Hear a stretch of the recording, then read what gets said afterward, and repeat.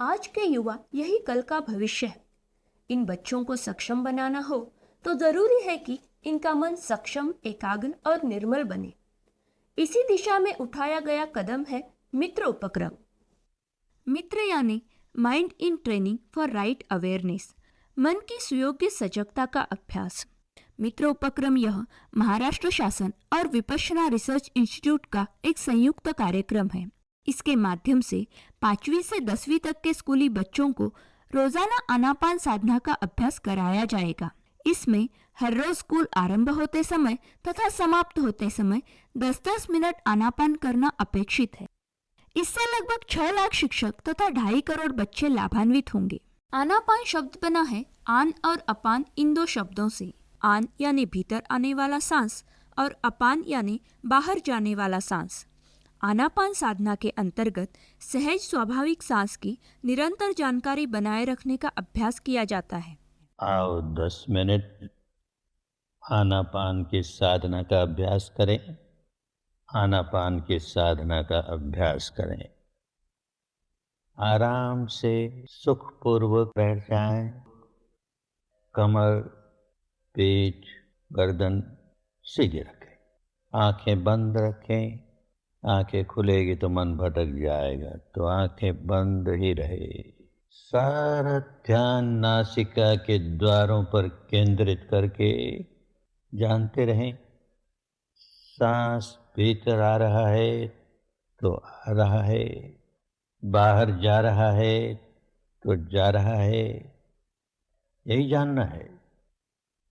बस इसे जानते रहें, निरंतरता से जानते रहें। ये सांस आया, ये सांस गया। सांस से सांस पर मन लगा रहे। मन भटके तो उसे फिर सांस पर ले आए। भटकने ही न दें, पर भटके तो फिर सांस पर ले आए। एक एक सांस की पहरेदारी होती रहे। खूब सजग, खूब सचेत, खूब सावधान, सावधान, सावधान।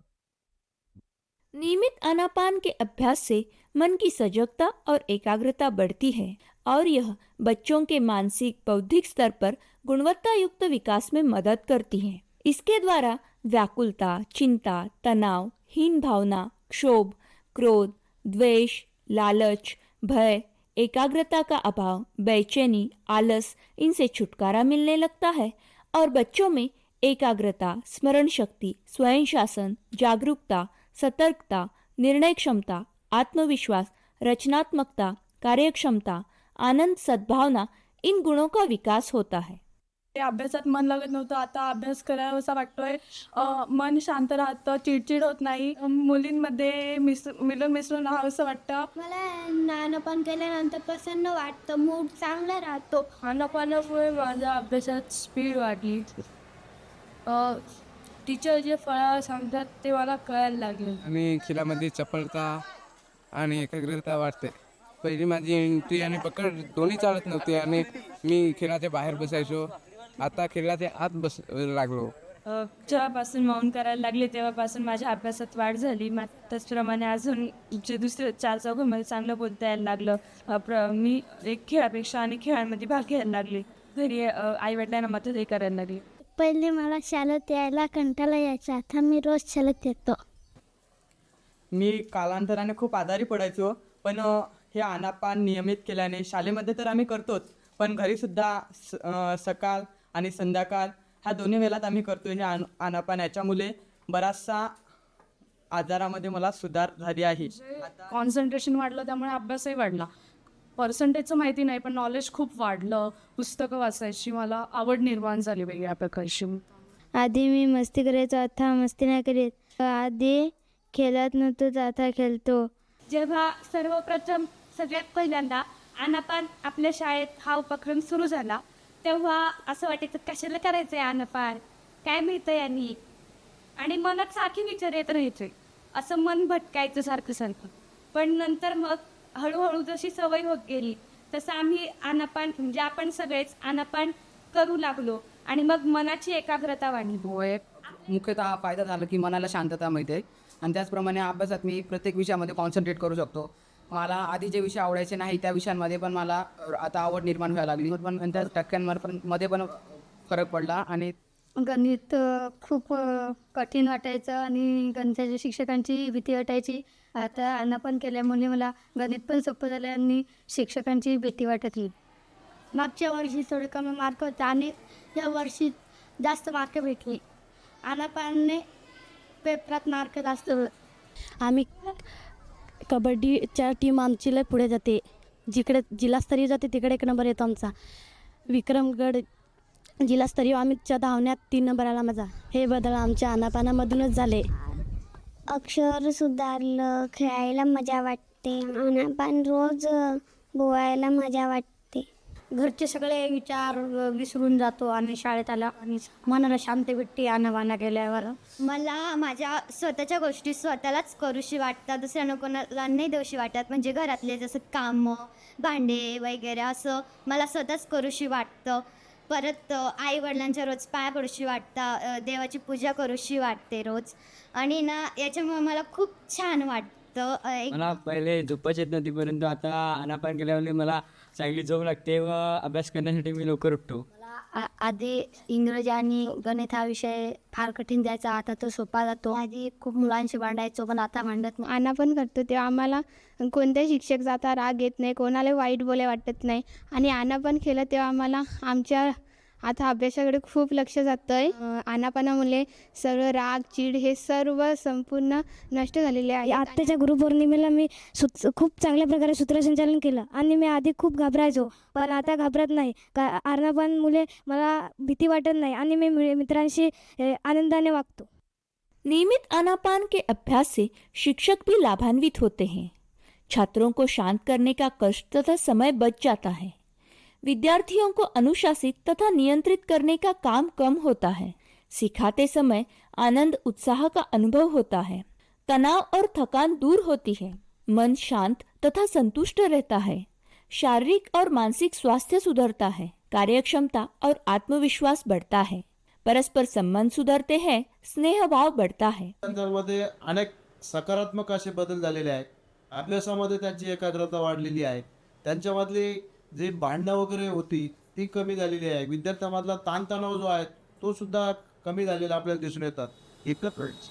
गेल्या वर्षीपेक्षा आम्हाला या कार्यक्रमाचा उपयोग झालेला आहे असं वाटतं. हेच कारण गेल्या वर्षीचा जो 10वीचा निकाल होता, 10वी-12वीचा निकाल, त्याच्यापेक्षा जवळजवळ 4.5% निकाल यंदाच्या वर्षी आमचा जास्त लागलेला आहे. या आनापानामुळे मुलांचं एकाग्रता वाढलेली आहे आणि त्यांना स्वयं अभ्यासाची शिस्त लागलेली आहे. स्वतः ते अभ्यास करत बसतात. वर्गात जर कोणी शिक्षक नसेल तरीही कळणार नाही बाहेर की मुलं वर्गात शिक्षक आहेत की नाही. पडली तर यापूर्वी चोऱ्यांचं प्रमाण सुद्धा खूप होतं, पण आता इतका बदल झालेला आहे. सगळे एकमेकांशी मैत्रीत्वाने वागतायत आणि त्या सापडलेल्या वस्तू सगळ्या आमच्या ऑफिसमध्ये आणून जमा करतात, जेणेकरून त्या ज्याचे हरवले त्याला ते देता येते. तर या अगोदर खूप अस्वच्छता असायची, घाण असायची, परंतु आता मात्र मुलं स्वतःचा कचरा स्वतः उचलून कचरापेटीमध्ये टाकतायत. त्याचबरोबर आमच्या शाळेतील जी मुलं आहेत, पूर्वी एखादा कार्यक्रम असेल की भाषण करायला घाबरत होती, परंतु आता मात्र मुलांमध्ये या अनापानामुळे इतका आत्मविश्वास वाढलेला आहे की ते भाषण करण्यासाठी त्यांच्यामध्ये चढावड असते. त्या परीक्षेच्या वेळेस सुद्धा मुलं आली ना आतमध्ये की पेपर द्यायच्या आधी 1-10 मिनटं आता अनापान घेत होतो.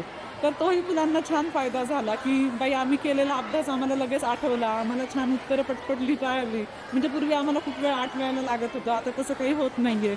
30 मिनिटाचा शिकवण्याचा जो कालावधी आहे तो मला 15 मिनिटाचा जरी कालावधी मिळाला तरी त्या 15 मिनिटाचे 15 मिनिटं शिकवलेलं यांच्या चांगलं लक्षात राहायचं. कारण आनापानामुळे त्यांची एकाग्रता प्रचंड वाढल्याचं मला लक्षात येत आहे. त्याच्यामध्ये थोडीशी शांतता आलेली आहे. किंवा जी सतत वर्गामध्ये बडबड व्हायची ती बडबड आता वर्गामध्ये होत नाही. किंवा विद्यार्थी चांगल्या शब्दांविषयी वाक्य तयार करून शिक्षकांशी बोलतात, विद्यार्थ्यांशी चर्चा करतात. आवाजातला नम्रपणा विद्यार्थ्यांमध्ये जाणवतो आहे. माझ्या स्वतःमध्ये जाणवलेला बदल हा आहे की खूप साऱ्या कामाचा ताणतणाव आपल्या मनावरती असतो. विपश्यना केल्याने तो कामाचा ताणतणाव तर निश्चितच दूर झालेलाच आहे, असा एक माझा स्वतःचा अनुभव आला.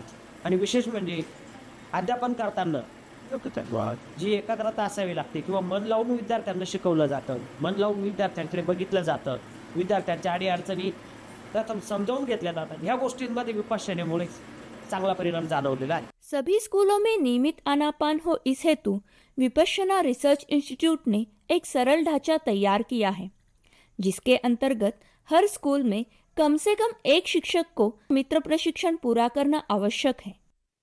ऐसे मित्र शिक्षक अपने स्कूल में प्रधान अध्यापक और अन्य शिक्षकों को प्रशिक्षित कर स्कूल में नियमित आनापान हो, इस हेतु कार्यशील रहेंगे. स्कूल में 10-10 मिनट आनापान शुरू करने से पूर्व सभी बच्चों को 70 मिनट का प्रशिक्षण दिया जाता है, जिससे बच्चे साधना विधि को अच्छी तरह समझ लेते हैं और इसके बाद नियमित आनापान शुरू हो जाता है. इस प्रशिक्षण तथा नियमित आनापान के लिए किसी विशेष व्यवस्था की आवश्यकता नहीं होती. स्कूल में स्थित ऑडियो सिस्टम द्वारा यह सुचारू रूप से चल पाता है. आज महाराष्ट्र के गांव-गांव हर एक इलाकों को मिलाकर लगभग 51,000 स्कूल हैं और अभी तक उसमें से बहुत कम स्कूल नियमित आनापान से लाभान्वित हो रहे हैं. इन सब स्कूलों तक इस कल्याणकारी उपक्रम की जानकारी पहुंचाकर वहां मित्र उपक्रम सुचारू रूप से प्रारंभ होने हेतु हम सब धर्म सेवा दे सकते हैं. मित्र उपक्रम में हम किस प्रकार धर्म सेवा दे सकते हैं? अपने खुद के बच्चे जहां पढ़ रहे हैं उस स्कूल में या अपने पड़ोस के स्कूल में इस कार्यक्रम की जानकारी देकर मित्र उपक्रम प्रारंभ करने हेतु स्कूल प्रशासन को प्रेरित करना. आप अपनी सुविधा के अनुसार अपने क्षेत्र में मित्र उपक्रम में सेवा दे सकते हैं. आपने अपने क्षेत्र के केवल एक स्कूल की भी जिम्मेदारी ले ली तो भी वर्षों तक सैकड़ों बच्चे आनापान से लाभान्वित होते रहेंगे. तो क्या आप इसमें सम्मिलित होना चाहेंगे?